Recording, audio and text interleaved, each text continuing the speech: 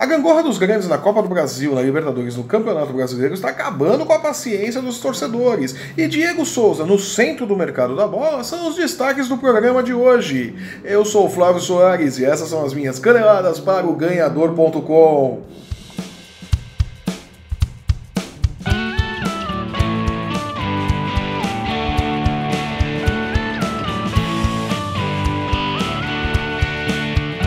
A sorte não anda boa para alguns dos grandes clubes brasileiros. Começando pelo Palmeiras, que iniciou a temporada como favorito a tudo, perdeu o Paulista para o Corinthians no jogo que vale, mas pode acabar não valendo, dependendo do que decidir o TJD de São Paulo ou o Ministério Público, que também entrou no rolo para definir aí quem vai ser o campeão paulista, né?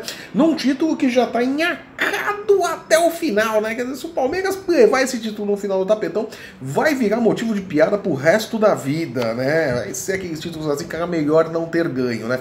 De tão enhacado que tá isso. Mas como se isso não fosse o bastante, o Verdão, pela Libertadores, saiu na frente contra o Boca Juniors no Allianz Parque, mas permitiu aos argentinos um empate, né? E continuando sua sina de jogar pouco com um elenco milionário, o Palmeiras levou a sua falta de criatividade para o Engenhão na última segunda-feira, na abertura, né? Fazendo seu primeiro jogo ali pelo Campeonato Brasileiro, né? E mais uma vez cedeu o empate após sair na frente, né? Lucas Lima, que começou a temporada jogando muito bem, sendo um dos destaques positivos do Palmeiras, voltou à sonolência dos tempos dele do Santos, né? E pode acabar fora do time titular que vai a campo na rodada deste final de semana, quando o Palmeiras recebe o Internacional no Pacaembu. Tem show lá no Allianz Parque, né? Então vamos jogar no Pacaembu mesmo, né?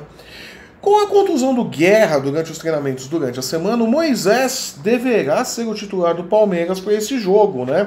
Tentando ali colocar um fim à sequência ruim de 3 jogos sem vitórias do Verdão, né? E também essa falta de criatividade do meio-campo do Palmeiras, né? Já que o Palmeiras não pode contar ainda com o Gustavo Scarpa, que tá enrolado também, né? O Palmeiras tá cheio de rolo, né? Tá com o Campeonato Paulista enrolado, tá com o Gustavo Scarpa enrolado, tá com o meio-campo enrolado que ninguém tá jogando, né? Tá complicada a vida do Palmeiras, né? E o Internacional é outro time que vai jogar contra o Palmeiras, né? É outro time que não vem bem nessa temporada, né? Em 29 dias, o Colorado passou por 2 eliminações.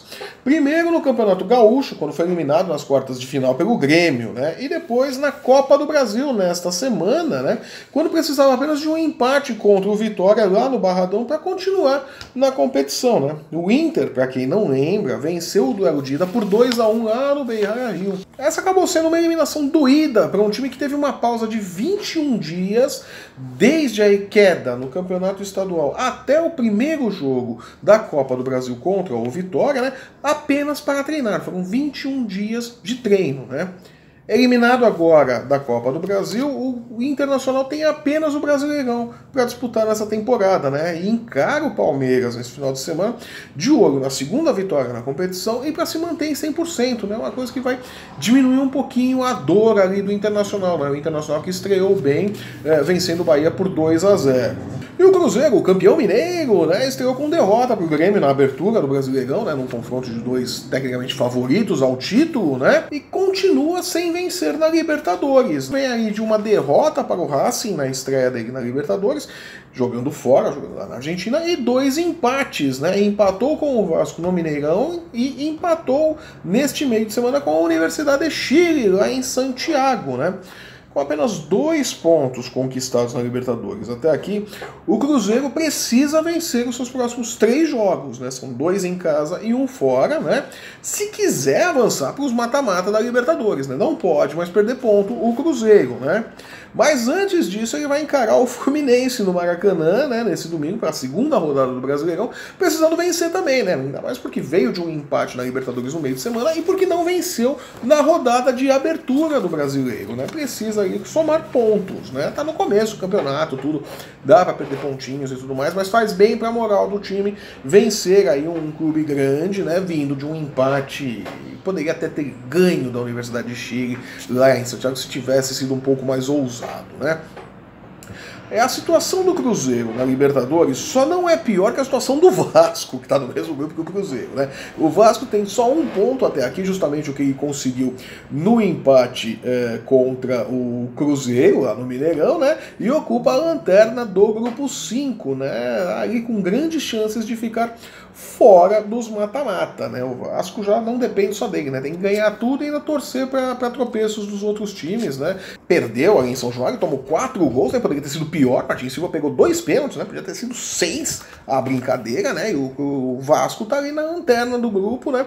Precisa ganhar os próximos 3 jogos e ainda vai ter que contar com o tropeço de todo mundo. Todo mundo vai ter que tropeçar pro Vasco se classificar. O Vasco realmente se complicou, né? Na Libertadores de vez, né? O Vasco não tem tudo isso de time também, vamos ser honestos, né? Mas, pelo menos no Brasileirão, estreou com uma vitória de virada em cima do Atlético Mineiro, né? O Atlético Mineiro ali precisa ganhar também nessa rodada, né? Para se recuperar, né?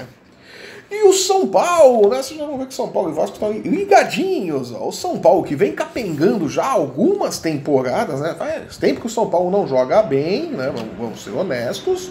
E a temporada de 2017, então, foi um verdadeiro pesadelo. 2018 não está sendo muito diferente, né? Mas a verdade é que o São Paulo segue tropeçando nas próprias pernas, né? O time que venceu o Paraná na abertura do Campeonato Brasileiro, né, se enrolou antes da partida de ida contra o Atlético Paranaense do Fernando Diniz na partida de ida da Copa do Brasil, né? Quando foi derrotado por 2-1, e agora, na volta, neste meio de semana, saiu na frente, mas permitiu a reação do Atlético Paranaense, né, e terminou o jogo num empate em 2-2, que o eliminou da Copa do Brasil. No São Paulo segue sem conquistar a Copa do Brasil, né, é um título que o São Paulo não tem ali na prateleira e não vai ser nessa temporada que vai conseguir. De boas notícias para o São Paulo, né, depois mais essa eliminação, mais esse vexame, né, essa vergonha, né, que coisa feia, São Paulo, é a regularização da documentação do meia Everton, o meia atacante que foi contratado ali junto com o Flamengo, né? O São Paulo foi lá, pagou a multa rescisória, trouxe o Everton, falou, nossa, a gente quer e tal, e o Everton tá com a documentação regularizada, pode fazer sua estreia pelo São Paulo neste final de semana no jogo contra o Ceará, né? E Diego Souza, olha aí o Diego Souza, o meia que parece que só sabe jogar futebol lá no Sport, né? E que num momento de pura loucura do Tite, um dia se visualizou ser um camisa 9, né? E está na amiga do Vasco, né? Clube por onde ele já jogou, inclusive, né? O clube de São Januário gostaria de contar com o futebol de Diego Souza por empréstimo nessa temporada, né? Vamos lembrar que Diego Souza custou 10 milhões de reais ao São Paulo. Não foi barato. Mas, ainda assim, o Vasco quer o Diego Souza por empréstimo, né? O grande problema é o salário do Diego Souza, que é uma tijolada, né? Que o Vasco não tem caixa para pagar, vamos ser honestos, né? O caixa do Vasco não tá lá essas coisas, né? Mas a vontade do Diego Souza em voltar para São Januário e a péssima fase que ele tem no São Paulo, cada vez menos espaço, né, podem fazer a diferença. Só que para ter negócio, o São Paulo, além da questão de grana e do salário do Diego Souza, quer que o Vasco empreste em contrapartida o meia Evander, de 19 anos, que já foi vaiado lá para os lados de São Januário, mas que tem potencial, né? Um caso muito parecido com o do Matheus Vital, que veio para o Corinthians, tal, que o pessoal se arrepende até hoje, lá em São Januário, né? O Eurico Miranda deu o Matheus Vital para o Corinthians praticamente, né? E a galera em São Januário tá bem arrependida disso, né? Pode ser. E o Evander tem um caso muito parecido, é um meia jovem, talentoso e tal, pode fazer a diferença, e o São Paulo quer emprestar. Pode ser um bom negócio para os dois clubes. O São Paulo pode valorizar o Evander, né?